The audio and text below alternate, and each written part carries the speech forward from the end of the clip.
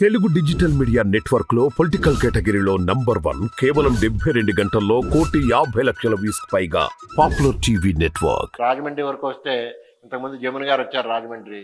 ఆవిడ ఎప్పుడు రాజమండ్రిలో ఉన్న పాపాన్ని పోలేదు. మురళీమోహన్ గారు వచ్చారు. అంతకుముందు మూర్తి గారు పోటీ చేశారు, ఓడిపోయినా సరే ఇక్కడే ఉంటానన్నారు, ఆయనే రాలేదు.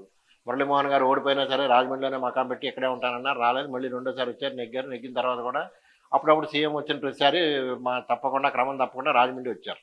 సీఎం వచ్చిన ప్రతిసారి ఎప్పుడు సీఎం వస్తే ఈయన రాకుండా లేదు అన్నది ఎప్పుడు జరగలేదు. పాపం అంత చిత్తశుద్ధితో 5 ఏళ్ళు ఆయన పనిచేశాడు. అది అయ్యింది. ఇప్పుడు మళ్ళీ ఇంకో వలస పక్షం తీసుకొస్తున్నారు. ఆవిడ గొప్పవాళ్ళు అయి ఉండొచ్చు, ఎన్టీ రామారావు కూతురు అయి ఉండొచ్చు. ఈ వలస పక్షులతోటి ఏం జరుగుతుంది మేలు?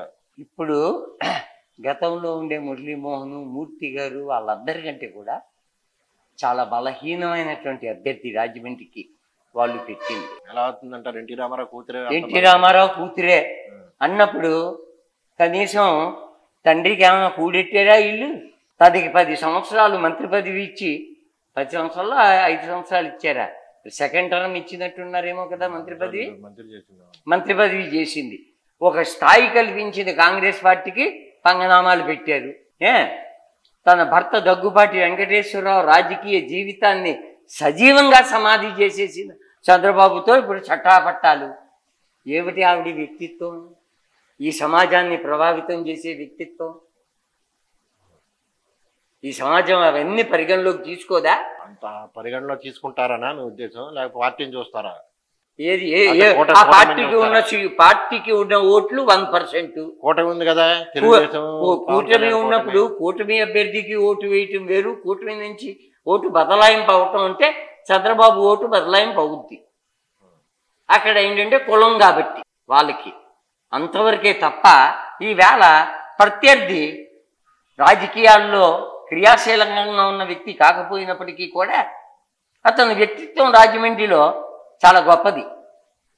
ఒక డాక్టర్గా చాలా మంచి పేరు ప్రతిష్ట ఉన్నటువంటి డాక్టర్లో కూడా రకరకాల పేర్లు ఉన్న డాక్టర్లు ఉన్నారు. దానికి భిన్నమైనటువంటి వ్యక్తిత్వం అయింది. మరి ఆ వ్యక్తిత్వం పనిచేస్తుందా? ఈ వ్యక్తిత్వం పనిచేస్తుందా? అవును. ఇప్పుడు బీసీ కార్డు కూడా పనిచేస్తుందంటారా? చేస్తుంది. ముస్లిం ఓటు పనిచేస్తుంది, క్రిస్టియన్ ఓటు పనిచేస్తుంది, బీసీ ఓటు పనిచేస్తుంది. ఏది వీళ్ళకి మన కులానికే ఓటు వేయాలని వీలుకున్నప్పుడు బీసీలకు కూడా ఒక బీసీ ఎంపీ వచ్చాడు ఈ నియోజకవర్గం నుంచి అని వాళ్ళకు ఉండదా? వాళ్ళు ఏమన్నా అందరూ అమ్ముడిపోయే వాళ్ళ? ఓన్లీ అవతల వ్యక్తి ఏదైనా ఎక్స్ట్రా ఆర్డినరీ స్టాటస్ ఉన్న వ్యక్తి అయితే వేరే విషయం. స్టాటస్ అంటే ఎన్టీ రామారావు గారు అయ్యా, ఎన్టీ రామారావు కూతురే. మీరు తిరుపతి వెళ్ళి వెంకటేశ్వర స్వామిని ప్రార్థించి ఎన్టీ రామారావుకి ఇచ్చిన సంతానం లాంటి సంతానం నాకు ఈ ప్రభు అని మొక్కే శాసనం చేయగలరా? నాకు అలాంటి అల్లుడిని ప్రసాదించు స్వామి అని మీరు చేయగలరా? జన్మలకి దూరంగా ఉంచు మహాప్రభు అని అంటారు. మీరే చెప్పాలి. ఇలాంటివి చెప్పాలంటే జైన్ గారే చెప్పాలి. జైన్ గారు చెప్పడం అని కాదు. ఇప్పుడు నిస్సందేహంగా ఈవేళ నందమూరి అనేటటువంటి పేరుకి ఆ గౌరవం, ఆ ప్రతిష్ట అది వచ్చిందంటే దానికి ఏకైక కారణం ఎన్టీ రామారావు. కానీ ఆయన రాజకీయ మనిషి ఎలా బతికాడు అనే దానికంటే మనిషి ఎలా చచ్చిపోయాడు అనేటటువంటిది ప్రధానం అంటారు మనకి. అటువంటిది ఎన్టీ రామారావు ఆఖరి రోజులు శత్రువుకు కూడా రాకూడదు, కుంగి కృషించి ఆత్మ న్యూనతాభావంతో బెంగతో ఆయన అకౌంట్లను తీసి ఇచ్చేసారు. ఆయన మీద వచ్చినటువంటి విందులు వినోదాలతో కాలక్షేపం చేసిన ముఖ్యమంత్రి. ఇవి ఈనాడులో బ్యానర్ హెడ్డింగ్లు. ఆయన సెక్స్ కార్యక్రమాలు జరపడం కోసం ఇంజక్షన్లు తీసుకునేవాడు అని అంత క్యారెక్టర్ని ఎన్టీ రామారావు క్యారెక్టర్ని అసాసినేషన్ చేశారు.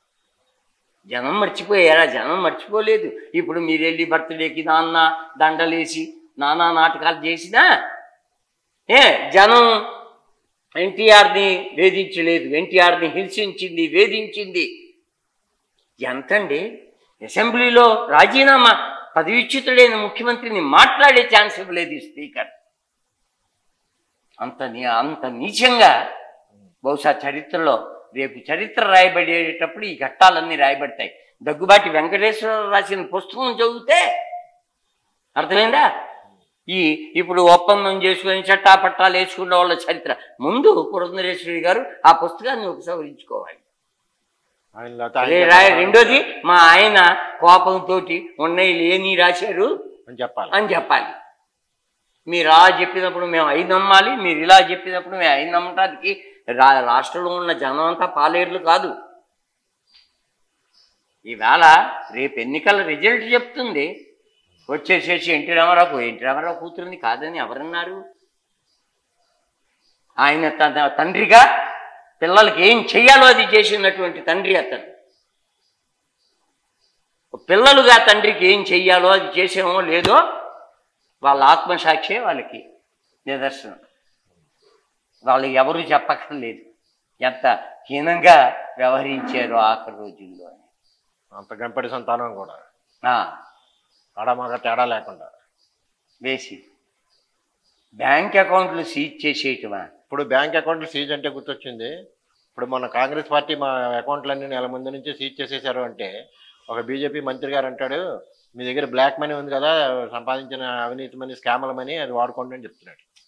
ఇవాళ ఇప్పుడు అసలే కోతి కళ్ళు తాగింది, తేలు కుట్టింది, ఇంకెలా ఉంటుంది? ఇవాళ కేంద్రంలో ఉన్న ప్రభుత్వం పరిస్థితి అలా ఉంది. అది రేపు రాబోయే రిజల్ట్ అన్నీ చెప్పేస్తాయి. ఎందుకైనా మంచిది వాళ్ళు కూడా. అలాగే ఎన్నికల ముందు కేజ్రీవాల్ని అరెస్ట్ చేయడం అన్నది కూడా తప్పు అని చాలామంది విశ్లేషణ, అది ఎవరిని సపోర్ట్ చేసే వాళ్ళు అయినా సరే కూడా ఇది మంచి పద్ధతి కాదు, ఇలాంటి పద్ధతి కాదు జర్మనీ కూడా విమర్శించింది. అయ్యా మీరు నోరు మూయండి అని చెప్తే భారతదేశంలో ఆగస్టు విప్లవ వీరుడిగా పేరెన్నికగన్న జయప్రకాష్ నారాయణని ఆయన స్వరాజ్యం వచ్చిన తర్వాత సర్వోదయకి వెళ్ళిపోయాడు. రాజకీయాల్లో కూడా ఏ పదవికి రాలేదు. అటువంటి ఆయన్ని కూడా జైల్లో వేశారుగా, ఫలితం అనుభవించారు కదా. వేయొచ్చు జైల్లో. మొన్న ఏమైంది చండీగఢ్లో 12 ఓట్లు వస్తే వాడు రద్దు చేసి 8 ఓట్లు నెగ్గించాడు. సుప్రీంకోర్టు చివాట్లు ఎట్టింది. సిగ్గుపడాలి ఈ దేశ ప్రధానమంత్రి. ఒక చండీగఢ్ కార్పొరేషన్ ఎన్నికలుగా అంత దిగజాడుతామా? నెగ్గుతాం, ఓడిపోతాం రాజకీయాల్లో. 67లో కామరాజ్ నాడా పెరియార్ అంటారు అతన్ని దేవుడు, ఆయన ఓడిపోయాడు ఒక కుర్రోడి చేతిలో. ఎన్నికలు జనం ఒక్కోసారి ఆవేశంలో లేకపోతే ఇతరత్ర కారణాలు ఓడిపోతాం. జనం ఏడ్చారు తర్వాత పెరియార్ అని. అలా గొప్ప వాళ్ళందరూ అవుతారు. దేశం మొత్తం మీద ఉన్నారు, దేశం మొత్తం మీద ఉన్నారు. ఓవరాల్ గా మొత్తం మీద బీజేపీ పరిస్థితి ఆంధ్రప్రదేశ్ లో శూన్యం ఉంటుంది తప్ప 6 ఒక సీటు కూడా రాదు. ఈ 6 ఈవేళే జగన్ ఖాతాలో వేసేసుకోవచ్చు, ప్రత్యర్థి ఖాతాలో. ఇదిగా ఉంటుందని మీ నమ్మకం? నమ్మకం కాదు, తెలుగు ప్రజలు సైలెంట్ గా అయ్యో బాబోయ్ మీరండి అని దండం పెట్టి మళ్ళీ వేస్తారు. ఎందుకంటే కేంద్రంలో అధికారం నీ చేతిలో ఉండగా నువ్వు తెలుగు జాతిని ఎలా పొడిచేవో, ఎంత ద్రోహం చేసేవో వాటన్నింటికి సమాధానం ఇప్పుడు రేపు ఎన్నికల్లో చెప్పండి. ఉమ్మడి ఆస్తులు తెలంగాణ ఆంధ్రప్రదేశ్ మధ్య ఉన్న ఉమ్మడి ఆస్తుల పంపకం కూడా ఇవాళ వరకు జరగలేదు. ఏమీ చేయలేదు. 2.5 లక్షల కోట్ల రూపాయలు కమర్ చేసే ఆస్తులు ఇవాళకి తెలంగాణ అనుభవిస్తుంది. ఇవాళ కనీసం ఒక పోలవరం ప్రాజెక్ట్ ని మనం కట్టలేకపోయామని అంటే కేంద్రం ఆడినటువంటి డ్రామా. ఈ 2 టర్మ్లోనూ బీజేపీ ఉంది, మోడీ గారే ఉన్నాడు. ఒక రైల్వే జోన్ ఇవ్వటానికి ఏంటంటే పావుల డబ్బులు ఏదో రకంగా. ఇప్పుడు ఇవాళ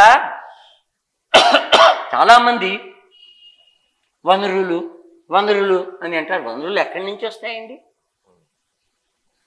ఈవేళ పోలవరం పూర్తయిపోయి ఈ పాటికి ఉండే 2000 క్యూసెక్కులు నీటి వాడేటటువంటి సత్తా మనకు ఉండేది. మొత్తం సస్యశ్యామలం ఆంధ్రప్రదేశ్లో ఉన్న ఏరియా అంతా. ఈవేళకి కూడా 60% జనాభానికి ఉపాధి ఇస్తుంది అది వ్యవసాయ రంగం. రైల్వే జోన్ వచ్చింది, ఇంకోటి ఏదో వచ్చింది. దానివల్ల 4 అభివృద్ధి పనులు జరుగుతాయి కదా. మొత్తం టోటల్ ఆంధ్రప్రదేశ్ జరిగినంత అన్యాయం ఏంటంటే కాంగ్రెస్ కి ఎంత విభజనలో ఎంత పాపం ఉందో బీజేపీకి కూడా అంత పాపం ఉంది. సుష్మా స్వరాజ్ పార్లమెంట్లో నేర్చిపోయింది కదండి, బాబు చిన్నమ్మని మర్చిపోకండి అని. పెద్దమ్మ చిన్నమ్మ ఇద్దరు కలిసేగా మన నెత్తిని షటగోపురం పెట్టింది. సోనియా గాంధీకి పోయిన ఎన్నికల్లో పెట్టేశారు మన వాళ్ళు శతగోపురం. ఇప్పుడు దొరికింది బీజేపీ. ఇప్పుడు ఆ లెక్కకి పెడితే తెలుగుదేశం పార్టీతో సహా అన్ని పార్టీలకి కూడా దాంట్లో ప్రమేయం ఉంది విభజనలో. ఎందుకంటే వీళ్ళందరూ అనుకూలంగా చెప్పిన వాళ్ళే. ఆవేళ తెలుగుదేశం బీజేపీ ప్రతిపాదించే ఆ కూటమికి మళ్ళీ మనం ఓట్లేసి 2014లో బీజేపీ వచ్చింది. వీళ్ళు వేరండి, వీళ్ళు దాంతో తెలుగుదేశానికి ఉంది, లేకపోతే జగన్కు ఉంది.